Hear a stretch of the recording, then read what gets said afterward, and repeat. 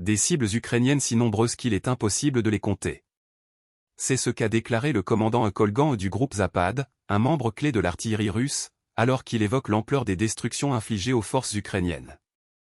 Un témoignage glaçant qui met en lumière la violence et l'intensité des affrontements sur le front. Selon lui, son équipe ne cesse de frapper des positions ukrainiennes, à tel point que le nombre de cibles visées semble se perdre dans l'infinité des attaques.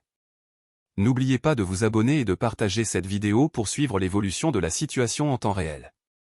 Le commandant, opérant sur un véhicule de combat équipé du redoutable système de lance-roquettes multiples grades, a précisé dans une vidéo relayée par le ministère russe de la Défense que ses équipages sont sur le terrain presque chaque jour. Leurs objectifs, anéantir les forces ennemies. Nous travaillons sur les effectifs et les équipements de l'ennemi. Nous ne pouvons plus compter sur le nombre de cibles que nous avons détruites, a-t-il ajouté. Le travail de précision, souvent mené sur des concentrations massives de troupes et d'équipements, permet à l'artillerie russe de frapper fort et de désorganiser les lignes ukrainiennes. Récemment, lors d'une opération spécifique, les équipages des lance-roquettes Uragan ont dévasté une position ukrainienne clé.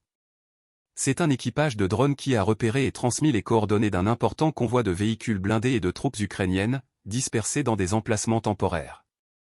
L'attaque a été rapide et efficace, les Uragans ont frappé avec une précision redoutable, réduisant en cendres une partie des effectifs et des véhicules blindés des forces ukrainiennes.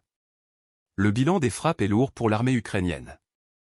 Selon le ministère russe de la Défense, l'attaque a causé d'importantes pertes en matériel et en effectifs. Mais ce n'est pas tout, un dépôt de munitions ukrainien a également été détruit, ce qui a encore alourdi les pertes de l'armée de Kiev.